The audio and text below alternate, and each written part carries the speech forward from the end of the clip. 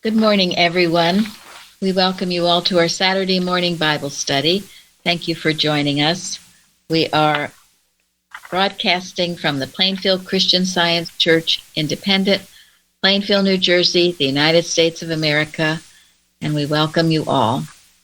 And our moderator today is Betty from California. Good morning. I'll go ahead and start with the quote. Quote, "The relinquishment of all faith in death, and also of the fear of its sting, would raise the standard of health and morals far beyond its present elevation, and would enable us to hold the banner of Christianity aloft with unflinching faith in God in life eternal." And that's from Science and Health with Key to the Scriptures by Mary Baker Eddy, page 426.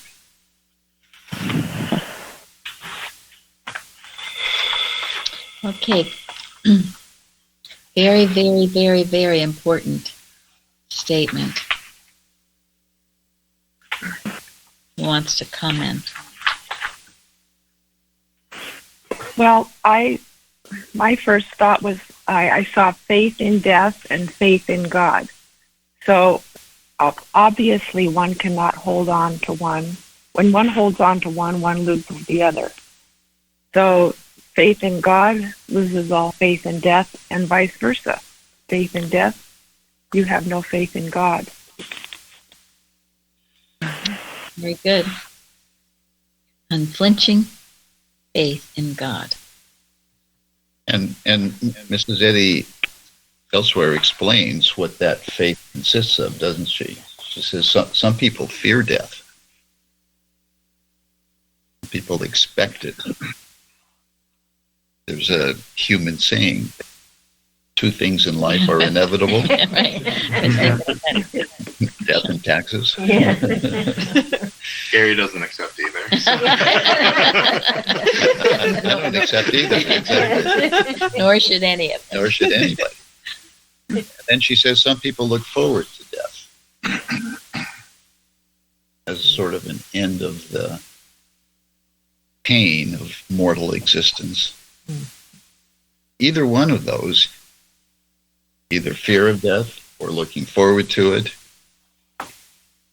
is a form of having faith in it. And here she says, we should relinquish all faith in death, no matter what form it might be in our consciousness. Because in truth there is none. Exactly. And these people who have experienced what they feel, they've gone to the other side and come back, they all say they no longer fear death, right? They have no fear of it. Luann has said that because that had happened to her and others. There are books written by it. Mm-hmm. And then one article that we had from Herbert Eustace that was on our website, it was so encouraging about that gentleman who came back to tell his wife, there is no death, and life is wonderful. And I think that's one of the things that people have this faith in death. They can tend to have a fatalistic attitude about things. Yes. And they just go about being careless and who cares, we're all going to die, that kind of attitude. But if we relinquish that faith, we would raise the standard of health and morals, like Mrs. Eddy said. It would give life a purpose. We're here for a reason, and that's to live a life of usefulness, useful to God. Whereas faith in death would tend to make one be very casual about that important topic. Thank you. It's so important because everything we do matters. I can remember, I must have been in second grade or something, and some other child in my class said, well, what does anything matter? We're all going to die. And I was like, oh my God, he's right. Right. What does it matter? We're all going to die anyway. It took me a while to get out of that. It's a terrible thing to say. And yet, That's what people think and say. It is fatalistic. Or that there's nothing you can do, this is God's will. That's old theology. There's everything we can do. Everything. And we should be doing it, up and doing. And on page 57 of the Red Book, there's actually an article in there called Death. And it says, because the phenomenon of death has divided into many the plain human experience, it has generally been imagined that in some way it is a door to heaven, harmony.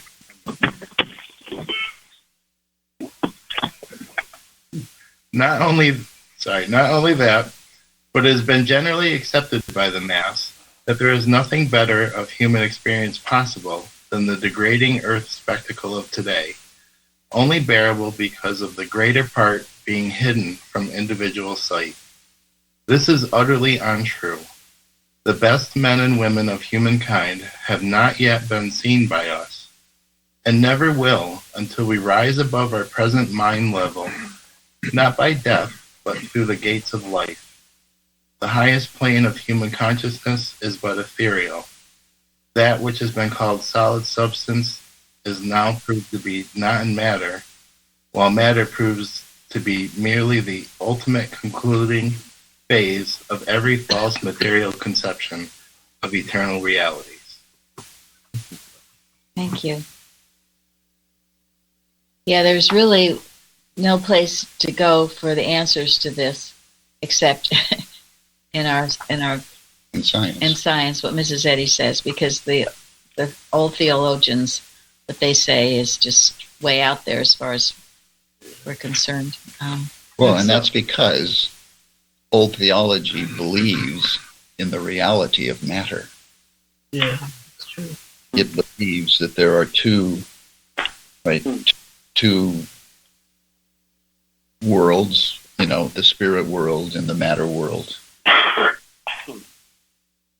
This is why the subject on matter, the unreality of matter, is one of the most difficult things for us to get.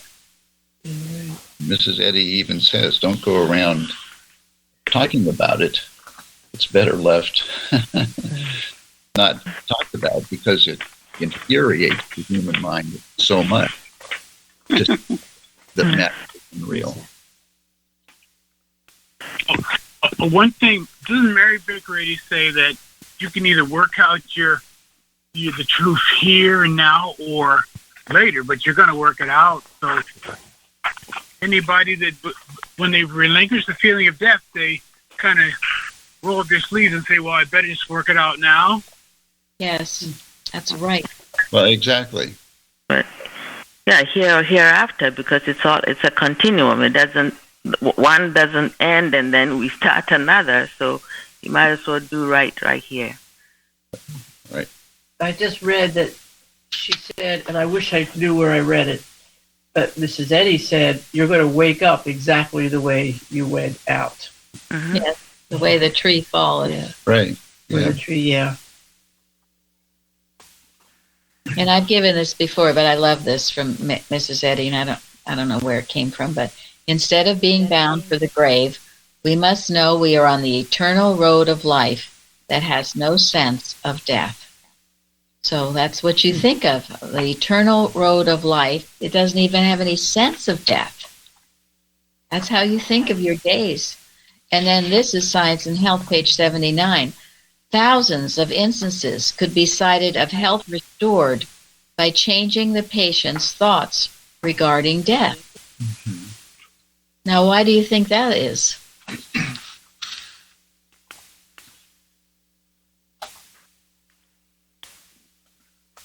They open themselves to the possibility of health. Yeah. They open their thought to the truth. Yes. That I'm never dying. Yeah. And they get rid of the big bugaboo of death. Bugaboo of death. Mm-hmm. Everyone, it's always in the back of your mind, perhaps, unless you really take hold and and deal with it. Don't run from it, but deal with it. And Mrs. Eddy says it has to do with everything. All cases have to do with that fear. And also every time you overcome any error in your life, any sickness, any sin, you are overcoming the belief of death, because it seems to be accumulative. You keep thinking that's that road of death. It's not the true road, it's a false road, but you keep thinking, oh, this got me and that got me, and now I'm weaker, worse off, and what's that all about? Or when you give in to things, I've seen it. People don't handle maybe even their taxes or their finances. They let everything get out of control. And so then, well, what's the answer? Well, I'll just die out. So I won't have to do my taxes and my finances. And believe me, it happens. That's why we keep up with everything day by day. Day by day, we keep up with it. And don't let things accumulate. Or relationships that become so horrible that you just want out. Mrs. Evans used to say that people take a convenient disease and then ride out on it. Think about it. When they don't handle the things that confront them. Yes. You put it off for a later date, and so finally you're just overwhelmed. So this is why this is such an important topic, and why it's so important you understand it, and why everything is important.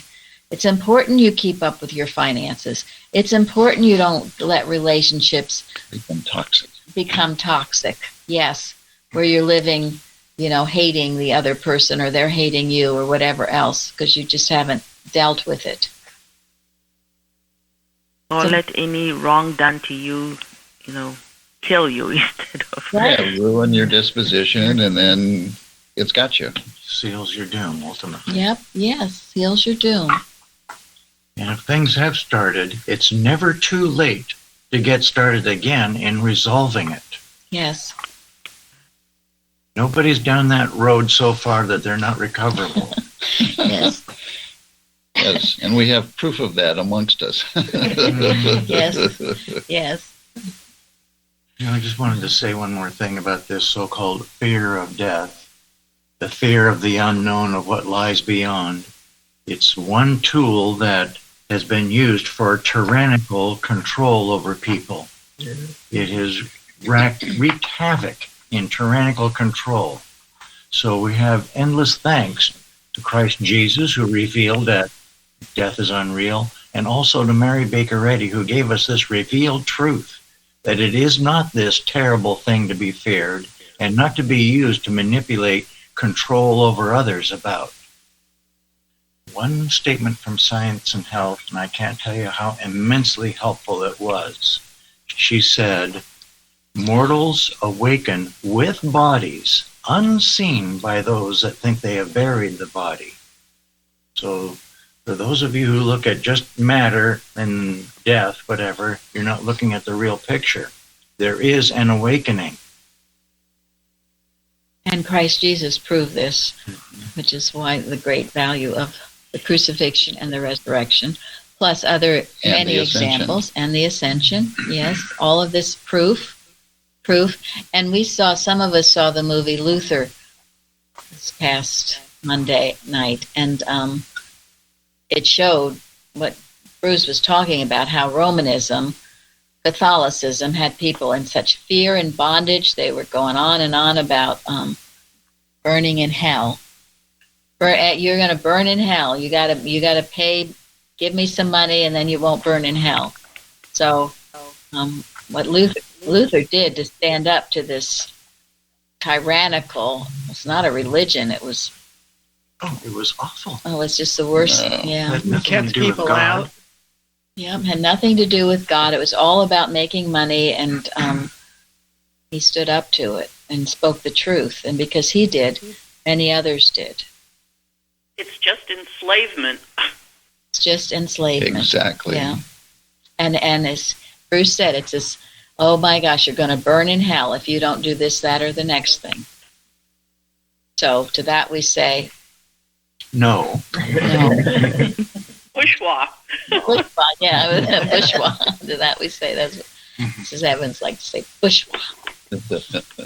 There I was think that's why. Oh, sorry.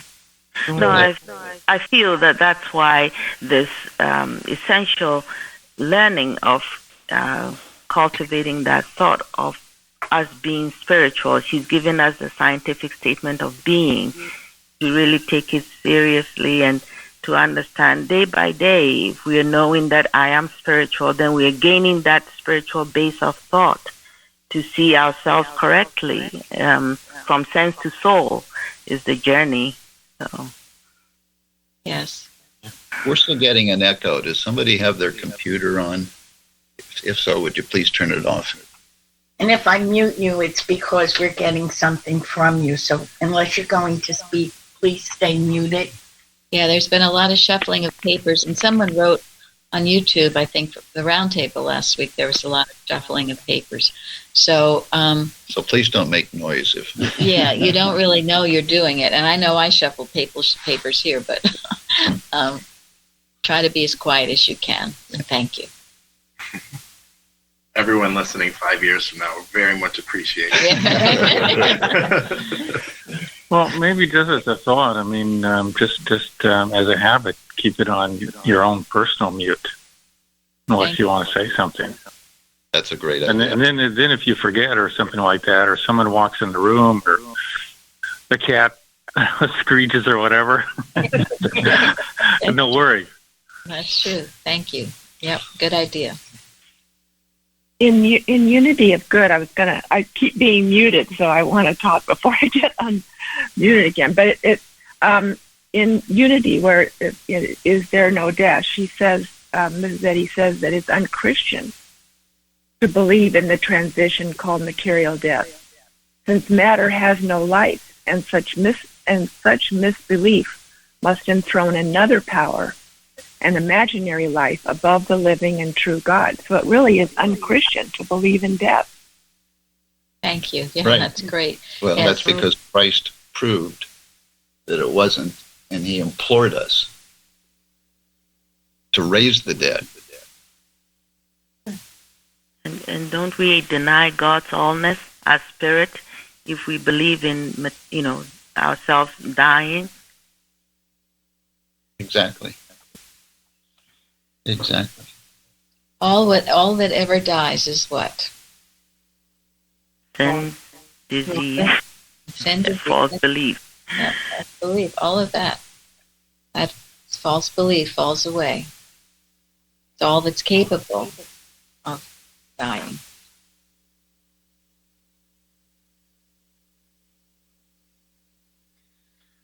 I just wanted to say that quote you had about the eternal road of life, that's on page 74 of the Red Book. So. Oh, thank you. Kindly. Page 74 of the red.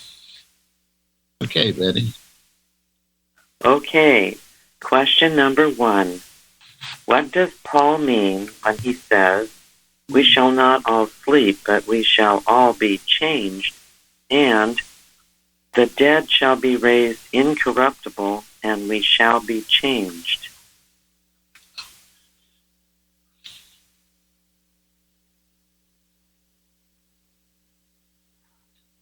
You go first, Betty. Yeah, shall we take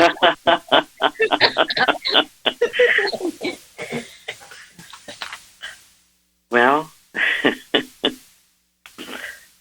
I was thinking that we shall not all sleep. Some people are able to work through that belief of death and not fall victim to it. But we will all be changed. We will all work through that false belief, is one of the things that came to mind. Okay, good. Sleep in this case meaning what? Death. Death. Yeah, so we're clear. Yeah, there's some religions. My brother was, I forget the name of it now, but they call death, they actually call it sleep, that the people go to sleep. But Well, and Jesus, when he raised Jairus' daughter. They all believed she was dead, and he said, no, she's sleeping. He said that about Lazarus, too. Yeah, that he's sleeping. So we're all going to learn that life is immortal and that death is unreal. And some will learn it before they experience that phase called death or passing on or whatever you want to call it. I got also that all the work that those that are awake help those that are dead and will or sleep and free them. So like our watching. She's like explain some of the good effects of our watching. Yes, thank you. I felt so strongly, our watches, we are spiritualizing mankind, and we're pushing us forward to greater glory and to all good. All good is before us as we do this work, because remember, it's always an illusion. And sleep can also, there are people who are, quote, alive who are sleeping, right? They're walking around. Dead in sins. Dead in sins. Yeah. I was going to say something like that because I think this is more closer to home than we think. I can take the word sleep and think it's just a stoppage of right mental activity. Yeah. So even though you're walking around with your eyes open, if you're not doing the work that a phrase we frequently use here in Christian Science of, active in the truth, but if that activity stops, and then we're sleeping. So it's not so much a death of a mortal body, but the stoppage of good active action. It's the Adam dream, right? The dreams. Yeah. We're in a dream. A dream of mortality. Yes, you're born into matter and you'll die out of it. And so that is what you need to awaken from and keep yourself awakened from that Adam dream, because there's nothing good to it. And unity of good, Karen quoted from it before. It's excellent, the whole thing on unity of good about all of this dying and not dying. She says in Divine Science, the dying, if they die in the Lord, awake from a sense of death to a sense of life in Christ, with a knowledge of truth and love beyond what they possessed before, because their lives have grown so far toward the stature of manhood in Christ Jesus that they are ready for spiritual transfiguration through their affections and understanding. And those who reach this transition called death without having rightly improved the lessons of this primary school of mortal existence and still believe in matter's reality, pleasure, and pain, are not ready to understand immortality. Hence, they awake only to another sphere of experience and must pass through another probationary state before it can truly be said of them, blessed are the dead which die in the Lord. And then it goes on. It's wonderful and explains so many of these deeper issues. And I believe Mrs. Eddy called Unity of Good her masterpiece. So important to read it and understand it. It'll answer a lot of questions. Paul was doing what you're doing. He was in Corinth, and they were being persecuted. They were hated, and he's telling them about their life and that they'll never die, and giving them such hope. I thought it was so beautiful. And they said it was his last real argument about the resurrection and how they must have hope in it. I just thought it was so wonderful of him. Thank you. Yes, and what were you saying? It is beautiful. No, Paul was catching a glimpse of the science, wasn't he? He was, and he was trying to explain it, in the language of the day. And then when the Bible was translated into English, it was translated in English by people who didn't really get the whole science. So they were, So that it required Mrs. Eddy's discovery of the science to be able to explain all this stuff for us today. And when he says, the dead shall be raised incorruptible, and we shall be changed. Well, those who are dead to the truth among us, I mean, are going to be raised out of their corruptibility, right? Because what is corruptible? Well, those who are dead to the truth are corruptible. They're subject to believing in the reality of matter and all the sin, disease, and stuff that goes along with that belief. But they will be raised out of it. And those who are not among us, who are dead and gone, will also be raised. That's because life is immortal. I thought it was interesting that I noticed that one of my favorite lines in Prose works, so it's actually just before, it's in Unity, but it's just before this chapter, Is There No Death? And just before this chapter, she says, the use of a lie is that it unwittingly confirms truth when handled by Christian Science, which reverses false testimony and gains the knowledge of God from the opposite facts or phenomena. So I read that, and so really death, if confirms truth, then death is really the confirmation that all is life, and that life is all there is to death. So I know it may be. I was going to use it a little bit later because it swallows up, the victory swallows up. But really, if death is really the lie about life, then all death is life. Thank you. Yeah. Nothing else. It's the opposite, right? Always. But I was thinking also, Stephen, the fact that Stephen, when he was being stoned, was the description of his face and so on, means that he must have been in that state of consciousness where, matter didn't mean anything. He was, Stephen, when he was stoned, remember that? Yeah. His face shined. Right. Yeah, there was a holiness. Yes, an angelic something. Mm-hmm.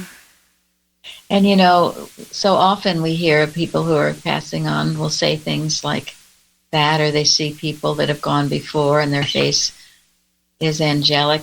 I used to love this story. My cousin down south, she had her nanny whom she loved. Her name was Georgie, and she used to tell this story when Georgie's husband passed on. He had been sick, but he suddenly sat up out of bed and he said, Georgie, I see the train a-coming. I see the train a-coming. And his whole face just lit up. And I don't know, I can hardly ever tell that story without tears because, and Georgie knew that all was well. All was well. And I know others of you have told me Elsie has a story about, what was it, her niece or something. Anyway, that's how it is. And it doesn't have to be anything dreaded, especially when we've lived a life, the best life we know how. It's just, we're going on. Excuse me? Yes? I don't know if it's everyone, but it's coming so low. It's usually I can hear you well, but it's very low. I was wondering if it's everyone, and if it's just me, forget it, but I thought I'll bring it up. Okay, thank you. Do we need to speak louder? Is that the problem? We need to speak louder. Can you all hear us, or is it just Ingrid? I mean, I was thinking if it's for everyone, because it's usually good and loud, but it's very Okay. Is anybody else? But I don't know. Oh, it's coming through clearly. Okay. All right, maybe you hear you. turn up your volume or something. Yeah, turn up your volume, Ingrid. No, it's all the way. Yeah, I did that. So it's okay. Just in case it was for everyone. Thank you. Well, thank you. Thank you, Ingrid, We're for glad pointing to that out. Yeah, thank you.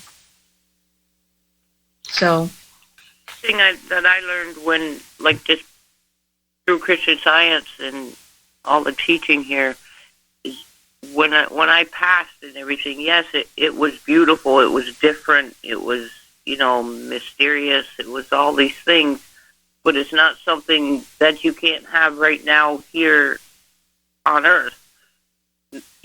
With mentally, my whole life changed. And I can have all those beautiful, mysterious wonderings right here, There's a lot of people who want to commit suicide and stuff like that. They say, well, everyone says it's so wonderful on the other side, I want to go there. Well, you can have that right now, right here. thank you. Thank you. There's always something to be addressed, because that, people that think that it's a big answer just to check out. All those people who hadn't done their finances or who had toxic relationships, who hadn't met the things they needed to here and thought they could go on and everything would be great. Well, that's what's so wonderful about Mrs. Eddy. She said, no, that's not true. You're still going to have to meet it there. So suicide is never the answer. There was be faithful in those little things. yes. Carrie sent me. It's a beautiful article. We'll have to put it in the Liberator if we haven't. I don't remember. It's called Gates of Heaven by Elizabeth Earl Jones. It was in the 1916 issue of the journal. And she says, in science, we find that wherever we are, right there is the gate of heaven for us. Right there is the place for us to lay aside our burdens and enter in. If at home, in our place of business, in a sick room, in a prison cell, in a crowd, at church, or alone, wherever we are, right there, at any moment we may desire, we can close our thoughts to error, escape from danger, tribulation, sorrow, care, fatigue, pain, and enter God's universe of peace and love. Thus does this mortal put on immortality, and this corruptible put on incorruption, until the saying is brought to pass that it is written, death is swallowed up in victory. It goes on. I'll read various parts of it as we go along, because it says that you've got to, in order to do that, you can't take in your resentment, your fears. You can't take that into heaven, can you? Or it wouldn't be heaven. It wouldn't be heaven. So don't even think about it. It's not happening. She said, in the familiar hymn which begins, prayer is the heart's sincere desire, it's hymn number 91, occurs the line, he enters heaven with prayer. Like the gospel of Jesus, Christian Science proclaims, the kingdom of heaven is at hand, it's within you. Not through death or through any human experience must we expect to enter heaven, but through true prayer. It is just here that Mrs. Eddy has most abundantly blessed the world by teaching us to pray as Jesus prayed, and thus obtain the same results. So, we must become incorruptible. Yes, right. Here. Here. And it's possible. Yes. That's beautiful. I often think of Plainfield Church as being my gate to heaven because everything opened up for me, once I came to church and found out about Christian Science. Yes. Yeah, and I think we all feel that way. And it was the truth that was lived here that opened the gates for us. Great sacrifices. Yeah, the sacrifices, because that's a unself love. I must say... no, please, go ahead. No, I saw something in nursing where people who came with, the most awful diagnosis, if they were prayerful, they were different. Their thought was different. The whole attitude to whatever they've been told was completely different. And even when dying, I can tell now, looking back, the differences in the struggle with those who were so fearful and obviously had no, relation with God, and those who were not. Those who did have some kind of relationship with God, you could just tell. They were calm, joyful, faces. It's very, very different. And I'm saying that because I think it just proves what Luann was saying, that it's consciousness still. And thank God Christian Science teaches us this. Consciousness, most important. Thank you. Yes. Yeah, because ultimately, that's all we have, isn't it? Yes. Is our consciousness. And that's why Kimball says, our consciousness is God. God is consciousness. And if we hang on to that, then we've got it all. Because God is all. This is so wonderful. So I guess, a little point is that even when they don't know Christian Science as such, that relationship with God does make a difference still. Yeah. Thank you. Yes. Yeah. Well, there's definitely a difference between living with hope and living without hope. Really? It's hard to rejoice in infirmities when you have no hope. I thought I read somewhere, I don't know if I'm remembering this correctly, but I think Mrs. Eddy may have said that death is just when we believed we were born into matter, or something like that. Yes. Yeah. Well, that's all part of the same belief. If you believe that matter has life, intelligence, substance, then you're going to believe that you are material, and you're going to believe all of the crap that goes along with that, all the envy and jealousy and hatred and lust and fear of death.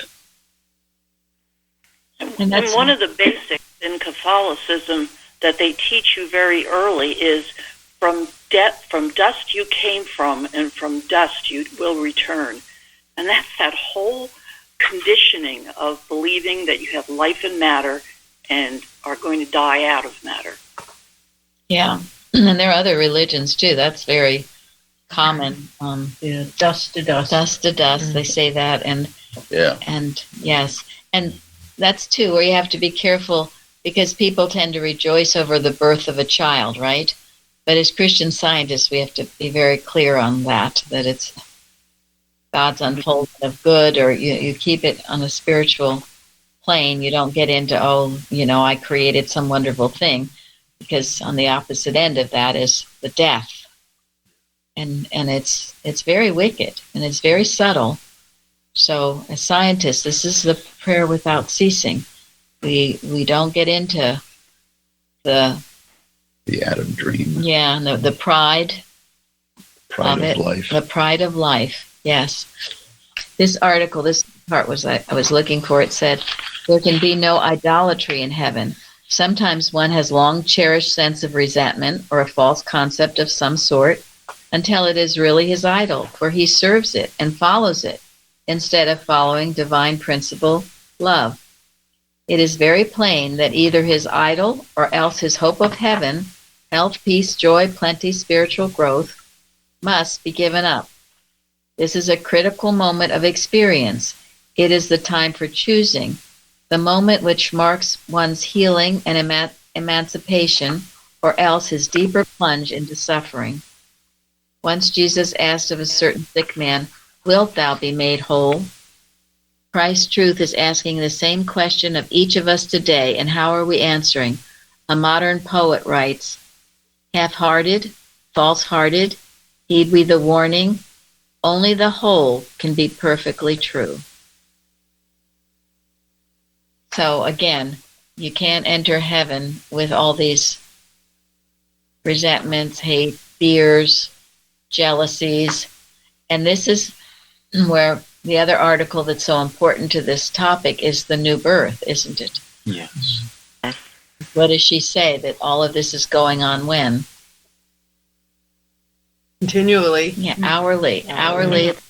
Yes. Are you accepting these beliefs or not?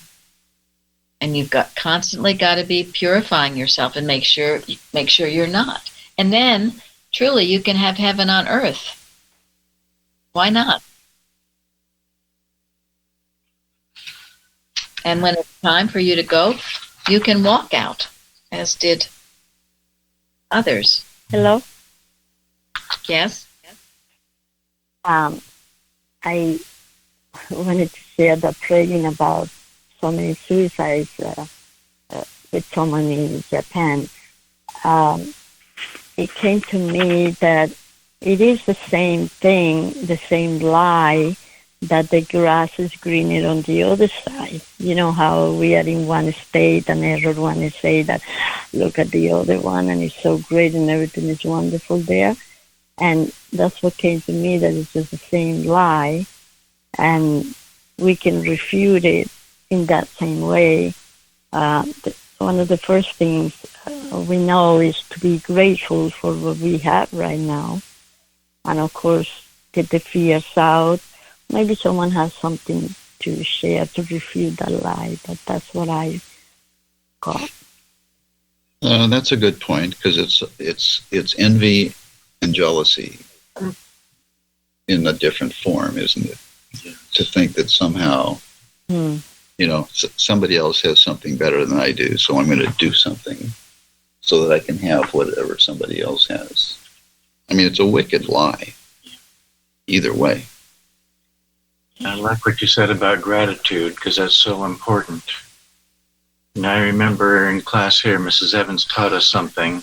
God made man satisfied. And I still remember to this day, because it settles and resolves out all these disturbing things of envy, jealousy, whatever. No, God made man satisfied. So we have I think if he made us in his image and likeness, which I think I didn't used to think of it so much, it means that perfection that includes everything necessary, and why we should be grateful for it. And the more we're grateful for it, the more we feel the benefit of it. Thank you. And the more we recognize that God gives the increase, it didn't come from our own, skill or whatever. God provides it. And when we recognize that God provides us with what we have and are grateful for it, nobody can take it away from us. We can't lose it. The only way you can lose it is if you're not grateful for it. Yes. Or that you lose it. Yeah. Or if you think that you got it some other way. And you don't want to share it. Yes. Selfishness and greed. And all those will put you in hell. I mean, God never did it. You've done it to yourself by disobeying his commandments. And this is jumping forward, but that idea of the sting of death is sin. Sting, anything that gives acute pain. So it's this pain that we associate death with is sin. That's what it says, right? So it's when you're holding on to jealousy and envy and hatred and all of those things we talked about, when you're hanging on to that is what makes so-called death painful. And it will be until you stop it. Stop it. It's disobedience. And what do we know? We suffer for disobedience, right? Until we stop it. So, that sin has to cease. The sin has to cease. Right. And that's when sin is forgiven. This is all part of putting off the old man with his deeds and putting on immortality. Correct. Every time we do that, that's what we're doing. We're putting on more immortality. Not more of it, because we already are it. Mortality, period. Imperfection, huh? I think it was in Webster's where it says that bees only sting when they're provoked.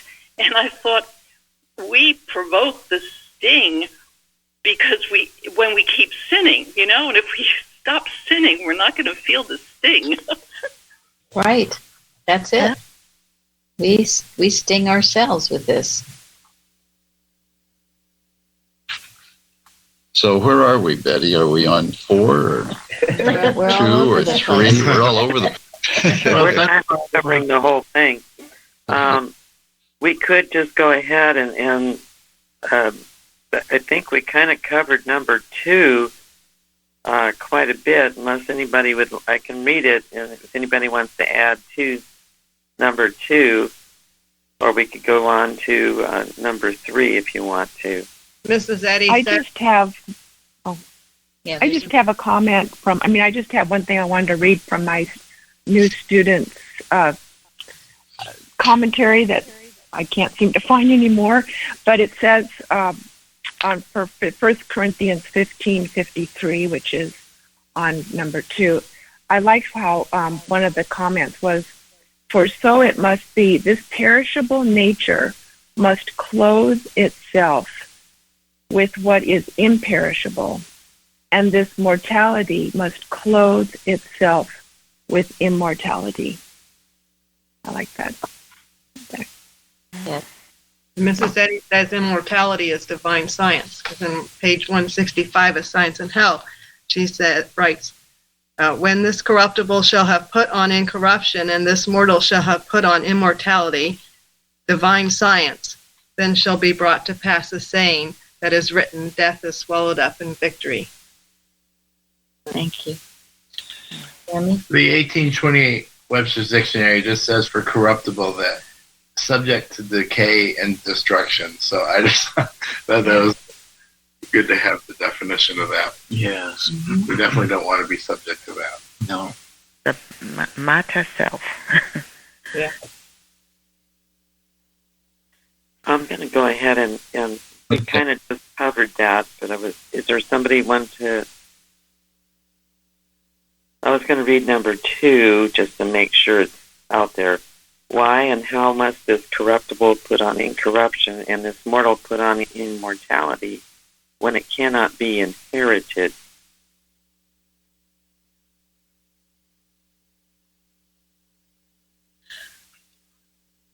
Well, I think the inherited is used in the phrase that the flesh cannot inherit it. Right. Right. In other words, you can't have the belief that there's life, truth, intelligence, and substance in matter and inherit incorruption and immortality. The two are inconsistent. You have to grow spiritward.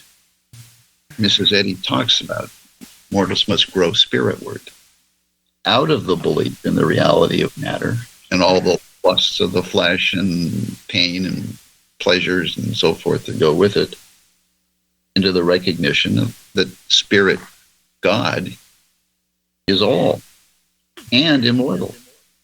Because I think your life is immortal because God is your life. But she says you cannot improve matter, material sense of our mortal self. It cannot be improved. So It has to be done away with. And the other thing, when I think of inherit, it just sort of comes to you. That what we're talking about is earned, isn't it? We're earning this. We're earning it by standing porter at the door of thought and not letting those beliefs. And you can't just waltz through life thinking whatever you want to think and then expect to inherit the kingdom of heaven. It's earned. It's earned. Work, watch, and pray. And that's it. That's it. And God worketh with us. And knowing that, it's actually, I know Carpenter once wrote about this, but it's actually much easier to think the right thoughts and to do the right thing than it is not to, even though air argues and said, oh, it's so hard to think correctly. And is it really? You're always thinking something. Why not think the enduring the good and the true instead of the, what is it, Jeremy? You're telling me you like to quote that. The temporary, the evil, and the false. Which is easier to do. And one leads you to heaven, the other one takes you somewhere else. Well, the problem with thinking the wrong way, too, is you got to do it twice. Yeah. You got to think wrong, and then you got to fix it, and then you got to start thinking right. And then you have to retrace your steps and start all over. Yeah. And tears. Yeah, and tears. It's usually quite a mess. So don't fall for that. It's too hard. That's not true. God never said it was too hard. Not true. Matthew Henry cautions us, let us not sow to the flesh, of which we can only reap corruption. The body follows the state of the soul. Yeah. He, therefore, who neglects the life of the soul casts away his present good. He who refuses to live to God squanders all he has. Thank you. Yes. Yes.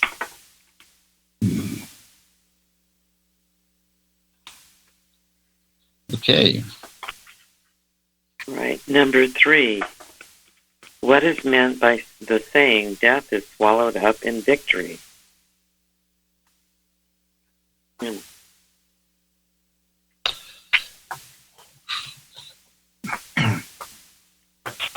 Death is swallowed up in an awakening to life, the reality.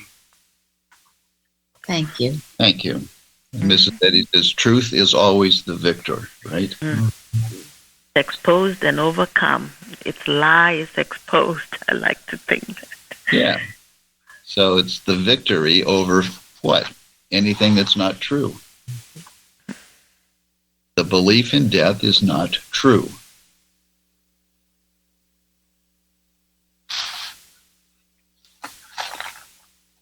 Therefore, it's not going to happen. And this is why, the proper education is so important. So you do know what's true. And that's why we read and study the Word of God in the Bible and in Science and Health. So we can't be deceived by the lie. Yeah, so why not learn the truth now instead of waiting to learn it later? Because the truth that life is immortal literally destroys the belief that life could ever result in death. And what a wonderful opportunity we have to learn that now instead of later. That's why I love Mrs. Eddy, what she's given us, this the daily treatment, where she says that, let me urge you, however difficult it may seem, to declare times without number that you are perfect, joyful, triumphant, and complete. I think about that. Wow. Yeah, she's given us all we need. Thank you. So take that.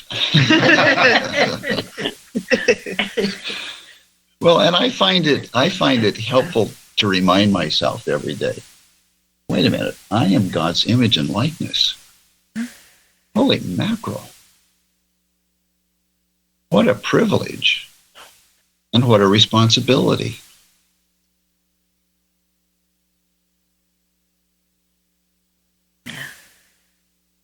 In Science and Philosophy, Mrs. Eddy says, when the belief in material origin, mortal mind, sensual conception dissolves through self-imposed suffering, and its substances are found substanceless, then its miscalled life ends in death, and death itself is swallowed up in life, spiritual life, whose myriad forms are neither material nor mortal. And then Christian Science has overshadowed all human philosophy, and being is understood in startling contradiction of human hypotheses. And Socrates, Plato, Kant, Locke, Berkeley, Tyndall, Darwin, and Spencer sit at the feet of Jesus. I love that. Amen. So you see, sometimes this seems hard because it's all contradicting the human so-called beliefs, the yeah. human beliefs. That's why the strength of sin is in the law. Yeah. Because look at all this law that's telling you the opposite of what's true. But we sit at the feet of Jesus and listen to what he has to say. Nobody else. Yeah. So we need to get to number 4 before we quit, Betty. Well, I just did. Sit at the feet of Jesus. Yeah, the sin is the law. Well, we'll go ahead and say it, do the question, and if there's anybody else who wants to add, what does the sting of death, what does, quote, the sting of death is sin, and the strength of sin is the law, unquote, mean?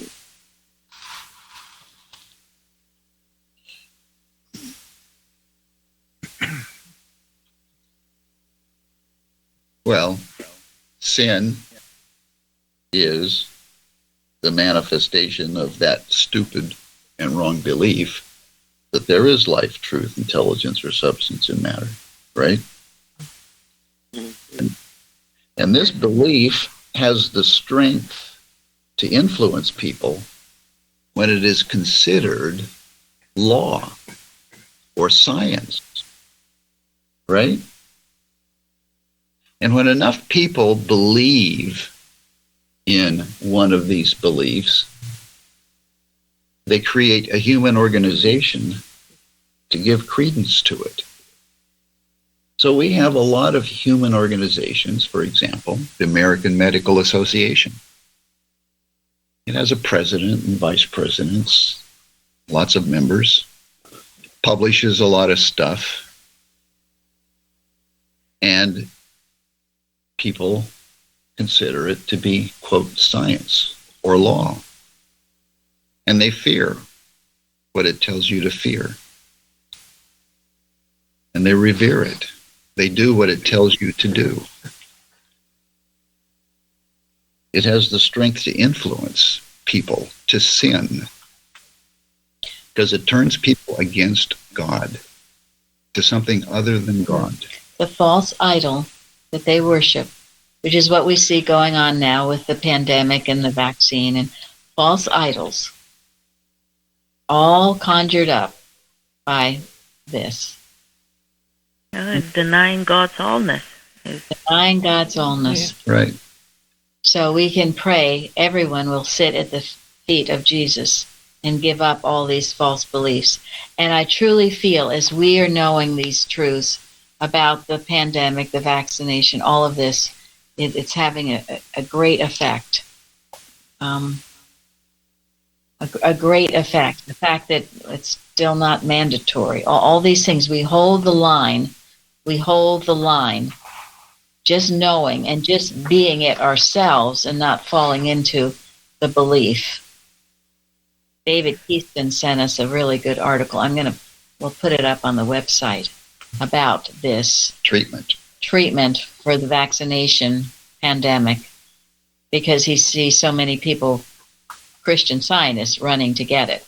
So we were not here to judge people that have felt they've needed to get it, but he brings out this article, brings out a lot of very important points.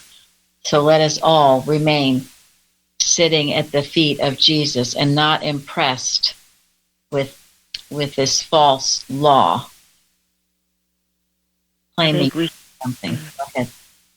No, I feel that if we are all that strongly in our faith in God, and especially how by Jesus and Mrs. Eddy brings it to us so plainly that God is all, and we are knowing this, that we are living in this atmosphere of love divine, and all this becomes so grounded in our own thinking, then I'm sure it has effect in our families, so that the excuse sometimes, I can't say that for everyone, sometimes we are not using someone being afraid as the excuse for us getting anything.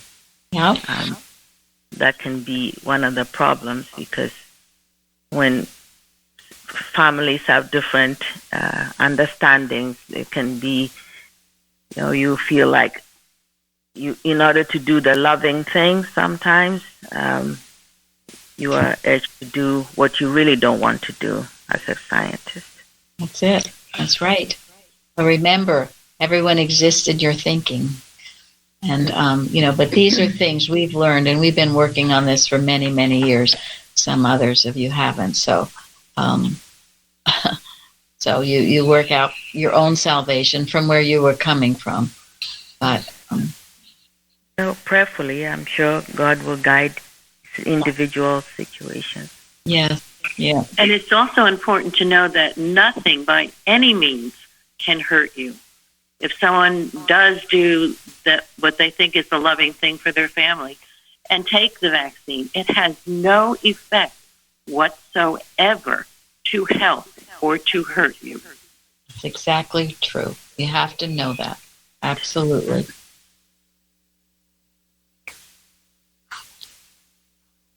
So, and we will talk more about that tomorrow. Florence found something good in miscellany right there in front of us, as well as in repaid pages in the Red Book, what Mrs. Eddy says. So, hello? Yes. I just need to express gratitude to all of you for doing this time and also sharing it, because it's not only hearing like really true Christian Science statements, but it's so wonderful that we hear laughter and beautiful laughter all the time, and I just needed to thank you for that. I do miss the Saturday that you don't know, and I just wanted to let you know this is very wonderful. Thank you so much for doing it and sharing. Thank you, Well, Ingrid. That's thank you, beautiful. I Ingrid. appreciate that. And this is the joy that The no joy of man the can Lord. take it. Yes, it is joy. So the best thing we can do sometimes is to laugh at all the foolishness. Not laugh at any people, but laugh at the foolishness. Yeah, beautiful. Thank you. Just of mortal mind. Yep. Be of good cheer. Yeah, be of good cheer. And yes. And yes, it's so good to be all together like this. Yes. It is. So we're so grateful you all could join us, and thank you, Betty. This was a most important topic and not the easiest to talk about. Perfect timing. Yeah, good timing, right at this Easter season, because Mrs. Evans used to talk about it's the Antichrist is raging now. It's not just the depression and the discouragement, but as Craigie's readings on Wednesday about the persecution, Antichrist rising up, crucify him. And when you're sensitive, you're going to feel this stirring that goes on at this time of the year.